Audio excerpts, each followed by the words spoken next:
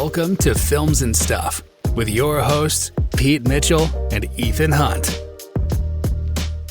Hi, everybody. Welcome back to the Films and Stuff podcast. I'm Ethan, joined, as always, by the most valuable Pete, MVP. Hey, Pete. How are you? I am great, buddy. How are you? I'm also great. Thank you for asking. Saturday morning. We know what Saturdays mean. One thing only. That is our weekly stream or skip segment. I enthusiastically introduce it, as I've just done, and then you take about 15 seconds or so and you remind listeners, old and new alike, what is the Streamer Skip podcast? What's this all about? All right. So Ethan and I have prepared lists of TV shows for each other to watch. Every week we randomly assign each other one of those shows. We watch 2 episodes if it's a series, 30 minutes if it's a feature-length program, and on that basis we determine if that show is worthy of being streamed or skipped. Well said, my friend. And without further ado, what were you assigned this week? Tell us about it. All right. So I had a show called 56 Days. Now, 56 Days is on Amazon Prime. It is what I would classify as kind of like a thriller, but it's not your traditional thriller. It's not like an espionage spy thriller. It's kind of like a mystery / whodunit / what the heck is going on here kind of thriller. All right. The opening is brilliant. The show opens in on a burglar breaking into a house only to find a dead body in a bathtub which is filled with acid. So the body is decaying and so forth. And then we get a flash, day 56. And you're just like, okay. Then the show goes back in time 56 days to day 0. And you kind of get like this build up to day 56. And the premise of the story is that there is a new couple. This guy who's just moved into that town meets this girl. They kind of flirt with each other, and it's kind of like this very random romance that starts off in a coffee shop. Okay.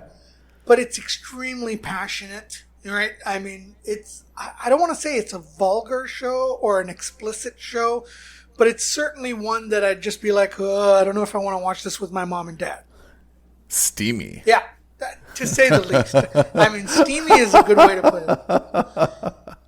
And so, of course, the couple that meets each other, you find out that both of them are super sketchy.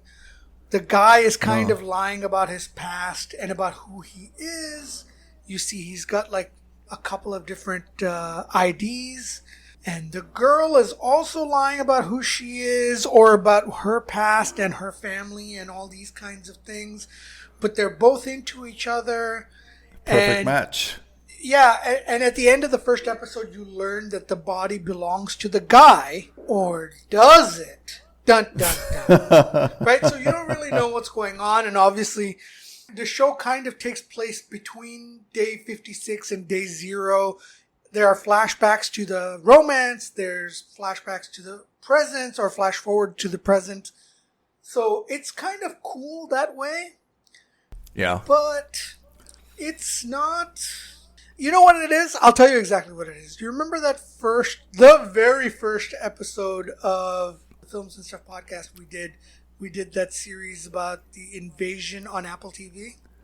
Oh my gosh, yes, I do remember that series. Here's the same problem. Too many mysteries, not enough solutions.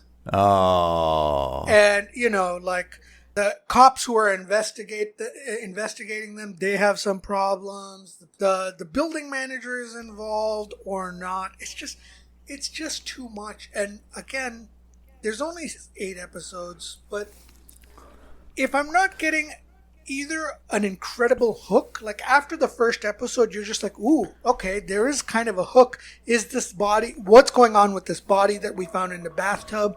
What's going on? Yeah. We don't really know. So it sounds interesting. But by the second episode, you're just like, okay, well, he's clearly hiding something. She's clearly hiding something.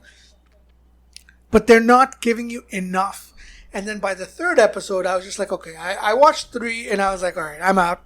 You're not giving me enough to continue with the hook. The premise is interesting, but you're not feeding me enough for me to continue or keep my interest. You know, you got to pull the fishing line back a little bit, and they weren't doing that. They just kept reeling it out and out and out, and it just wasn't enough for me. I think that's one of the challenges you and I have seen with a few shows recently where it's kind of like this murder mystery genre. Yeah. And that it doesn't focus really on character development. Like those shows are very successful when they focus on the development of the detectives or the people, but they're really unsatisfying when they just kind of like jump from suspect to suspect and this person could have done it because they've got this motive. And this person could have done it because they've got this motive. And this person could have done it because they've got this motive. And you're like, okay, you're not allowing me. Part of the fun of watching the show is to try to unravel it. But you're not giving me any cohesive sense of evidence. You're just jumping from person to person to person, introducing them and why they could have done it, but not giving me enough evidence to make a judgment call in terms of how they could be linked to it, right? Yeah. It's just circumstantial. And then they wait until the last episode, and then they say, aha, it's this totally different character that we've never introduced to you before. You had no idea they ever exist. And they were actually the person because they underwent a name change, or they're the sister-in-law of this person. And it's like, oh, wah, wah. Yeah. How could I have known that? It's just not, it feels really unsatisfying. Exactly. Right? Exactly. So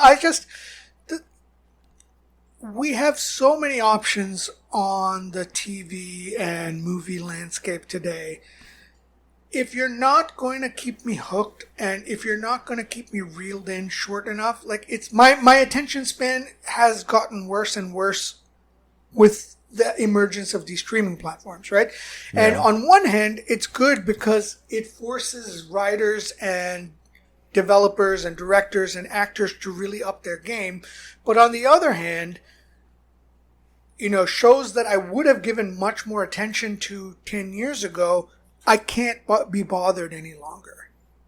Yeah, I agree. I think the one genre that's kind of fallen behind has been the murder mystery. Yeah. I don't feel like there's fewer number of those shows, but I feel like it's been really difficult for me to find one that's been compelling exactly for those problems that we just listed out. Yeah. So unfortunately, it's a skip for me. I gave it 3 episodes. I was hoping it would get back on track. It never does. And I'm sure it does by the end of the 8th episode because it has to. But at some point, you're just like, do I want to dedicate another 5 hours of my life to this? I'd rather not. So 56 days is a skip. It's a skip for me. That's bad news. But I have good news for you. I was assigned a show called Rooster. Yep. On what I think is now called HBO full stop. HBO Max, my friend. It's HBO Max again? Yeah, exactly. On HBO Max, Rooster is, spoiler alert, a must-subscribe, maybe one of my favorite shows in years. And I think you will like it if you watch it, and I will tell you why. It's already been renewed for a second season, and it stars, the headliner is Steve Carell. He is both the Steve Carell that you love, as well as kind of a new character. And his character is, he is the writer of fiction. He writes about a detective. The detective is named Rooster. And I wouldn't say Steve Carell plays, he does not play a character like Michael from The Office. He plays a guy who's a little bit very average. Did you see the rom-com with him and Ryan Gosling? I did, yeah. He plays that character, which is kind of like the suburban dad. Well, you wouldn't call a loser, but compared to Ryan Gosling in that movie, he was not hip or cool. He was just, remember he wore his New Balance and he had the wallet that had like the Velcro, Yeah, right? yeah. You know, he was just a normal guy. That's his character here. Tries hard, you know, to connect with people and just kind of gets, you know, the things a little bit wrong. But he's got a good sense of humor. And again, I explained him because his alter ego, maybe not alter ego, but his detective character, Rooster, is kind of the opposite. You know, Rooster is kind of like this, more of like a Jack Reacher type, you know, like tall and handsome and a little bit muscular. And he walks into the room and he knows all the right things to say. And he's like the cool guy and, you know, what he says goes. And, you know, it's interesting that he kind of like makes his Rooster his alter ego. So that's where the show gets its name. And the setup for this is that Carell's character is at a kind of like a private liberal arts New England school to visit his daughter, who is a professor there. His daughter is going through a divorce, so he's going to check in on her and just kind of spend the weekend and make sure that she's okay. And in the course of him being there, he does kind of like a guest lecture, and the guest lecture is like very well received. So the dean of the school is like, hey, it's a very competitive landscape to get funding, to get, you know, like applicants. He's like, you're a well-known author. Like you've got this, you know, really popular character, Rooster.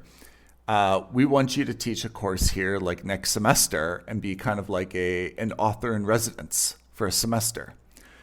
And Carell's like, what a great idea. Like I get to kind of stay with my daughter for a semester, you know, make sure she's okay.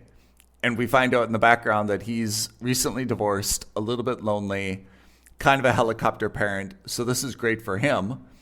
Of course, his daughter, you know, is like, man, like my dad's coming to live with me again. Like, you know, I have my own independent life and I've got everything. And now, you know, my dad's here as well, you know, also on the faculty, and Carell steals a little bit of her thunder, right? I mean, he's the new guy. He's the author in residence. You know, he's got kind of like this cool alter ego character, Rooster. So kind of like everyone on campus knows him a little bit, you know, so he's stealing a little bit of his daughter's thunder. That's the setup, basically. And I'll tell you why I love this show. And there's two reasons. They're super, super simple, but also incredibly hard probably to execute. The one is the writing. It's fantastic. I don't know if it's the same writers as in The Office, but the humor is just on point in terms of my style of humor. Very, very clever, very witty, very quick banter back and forth, double entendres, you know, clever situations. There's no bathroom humor, not a lot of physical humor. It's just really, really well written. I think it's superb, and I think that Carell plays his character very, very well. Again, a lot like that guy in the movie with Ryan Gosling, where he's a little bit bumbling, but he's got like his own style as well, and he pulls it off really well. So that's one of the reasons I like it, is the writing and the jokes I think are just fantastic. And again, it's not a comedy that you've got to wait for like one joke, a whole scene, another joke. I feel like they're like rapid fire. Like the whole scene entirely is funny. The second reason I love it is that it has a lot of characters that you get to know really, really well. And I think that you and I have expressed on more than one occasion, the shows we generally like are shows where there's a lot of characters, and each of the characters have a distinct personality, and each of the characters are, even though there's a main character who carries the comedy, each of the supporting characters has their own quirks and their ways of stealing every scene that they're in. And I'll just kind of go through a little bit in terms of who the supporting characters are, just in terms of their profiles. I'm not going to go by names. So there is Carell. There is Carell's daughter. There is the now ex-husband of Carell. The ex-husband is dating a student at the college. There is the dean of the university, who is John McGinley. Do you remember him from Scrubs? Absolutely, yeah. A+ performance. A+ performance. Sincerely, could not be funnier. It's a tragedy there's not an Academy Award for his comedic performance. He is fantastic. So we've got the dean. Then there is a dean of students. And then then the dean has a secretary who's very funny. And then there's a number of students who have recurring roles. So Carell's got a class that he's teaching, obviously. You know, there's 3 or 4 recurring. I mean, all the students are the same, it seems, but like there's 3 or 4 that are really kind of like vocal in the class. And there's a few other like plot lines as well, right? So there's Carell, he's trying to connect with students. Carell, he's trying to connect with his daughter. Daughter trying to, you know, get on with her relationship with the ex-husband. There's the ex-husband. The ex-husband is dating a student.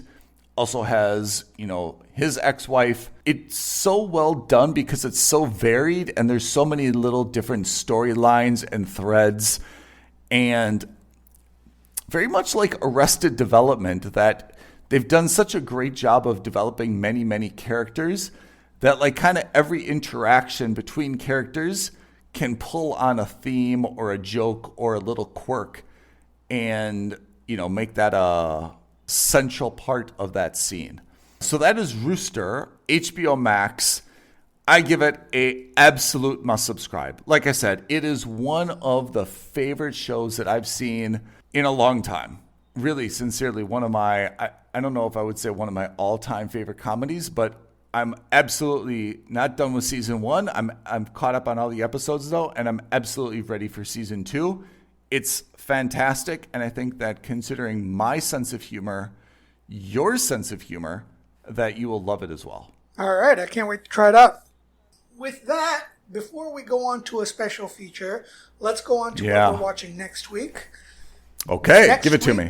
You are on Apple TV Plus watching a show called Imperfect Women. And I am watching a show on Netflix called Death by Lightning. Ooh, I know what this is about. It's a historical... It's a biopic, I think, of one of the American presidents. Yes, I think it's Grover Cleveland. Okay, perfect. All right, so let me do a quick Streamer Skip Plus segment for you. Yeah, I think you've got something to educate us on. I saw the Super Mario Galaxy movie last week. I already don't like this tone in your voice, by the way. Yeah. I already don't like the tone in your voice. Spoiler alert, it's a skip. You know why I'm so shocked? I'm not shocked to hear you say it because, you know, we're friends and we spoke before this episode, so I knew you were going to say that. But I'm still shocked because I remember last year, was it last year? When we watched the original Mario movie, you were like fanboying that movie. Yeah. And I was like, Mario made $1 billion? And you're like, I'm surprised it didn't make $3 billion. Yeah. This is the most amazing movie ever. I saw it and I loved it and blah, blah. And I'm like, what? Really? The Mario movie is that amazing? And you were just like, you were the biggest fan. Yeah, and I was like, wow, I've got to see that movie. Like I was, it wasn't even on my radar. I was shocked that it made $1 billion. And then hearing you, you know, extol how amazing it was, I was like, okay, I'm sold. I got to watch it. Spoiler alert. I still haven't watched it, but you convinced me that I should. And now when the sequel came out, I was like, oh man, I bet Pete's going to love that movie. That's going to be like one of the greatest days of the year for him. He's going to go to the cinema and he's going to come and he's going to call me and he's going to like just talk my ear off about how great it is and how I should have seen the first one. I've got to go to see the second one. And you're kind of like, that movie sucked. Yeah, I was disappointed. So let's give a quick brief. So in the first movie, you get introduced to the Mario Brothers for the first time. You get to, you know, experience the world. You are introduced to the Mushroom Kingdom and how they get there from New York. Very simple story, but it's kind of what you want for a children's movie. It's a simple story. It's not complicated. It's very easy to get behind. There's a defined villain. There's a defined character arc. Perfect. It's exactly what you want out of a kid's movie. This movie, I thought, was like, okay, they're going to introduce the Super Mario Galaxy element into it. It's going to be really cool. And first of all, let me just say, the filmography, it's beautiful. The animation style, the art style, all of it is gorgeous. It looks stunning. All the characters look fantastic. The voice actors are great. I didn't really like Chris Pratt as Mario, but he's grown on me. It was fine. That means that the problem is the plot. Oh, there is no plot.